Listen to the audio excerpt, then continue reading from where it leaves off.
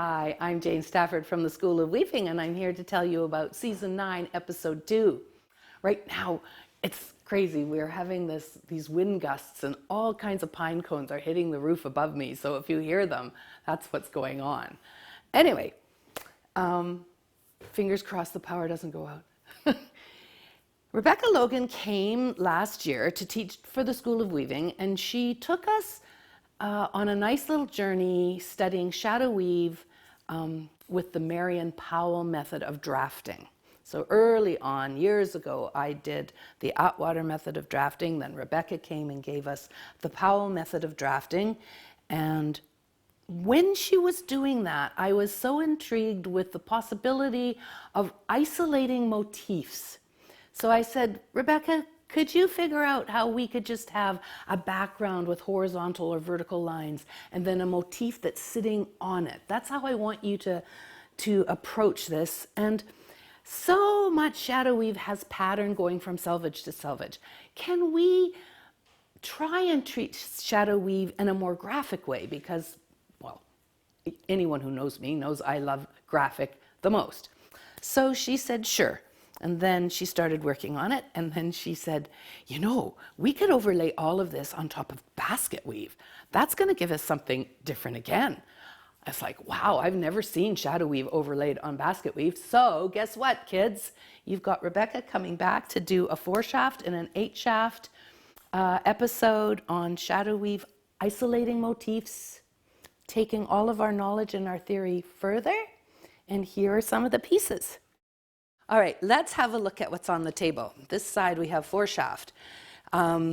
Here is the project piece. Very, very simple. So we learn the theory of that we can have 2 blocks on 4 harnesses, and Rebecca has designed it on a 3-stripe, division of space in 3, and we have our nice little squares, and then how to change our treadling so that we can turn our horizontals into verticals and vice versa, and then changing up the directions between ground and pattern to create other patterns. So we work through a series of steps, building the theory up and up and up, and then at the very end we add log cabin. It's all related. Shadow weave is a structure, log cabin is a color and weave effect, and we can put the 2 together. They are so related. This is the first time I got to play on the dream team. Like, this is such a Jane thing. Everybody who saw my towel said, wow, Jane designed those. So here I am taking what Rebecca taught me and superimposing that onto my style of graphic and color, and I just had so much fun playing with ideas over and over and over. So we got lots of stuff in the show and tell. We've got other pieces from Kiggy here. Rebecca wove some larger pieces where the graphic was larger. You'll see all of this in the show and tell. Comes with great PDFs here. Moving across the table. Simple collection of yarns to make both pieces. And this is the 8-shaft side. With 8 shafts, we can have 6 blocks. And some of them are used for ground. One of them is used for ground. And the rest can be used for motif. And everything here on the 4-shaft piece and this piece have been woven on basket weave. So we have vases and urns sitting on shelves. Noodle bowls sitting on shelves.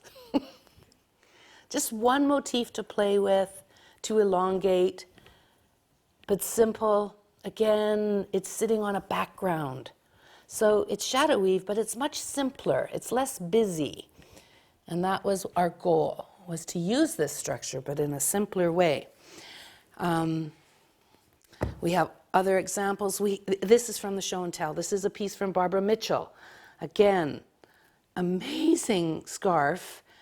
She has 3 blocks, 1, 2, 3, and the background is the 3rd. And she had some extra harnesses left over, so she put in supplementary warp. So this is a huge overlay of all kinds of ideas. Anyway, It's fun. We have so much more for the show and tell. I hope you'll come and watch it.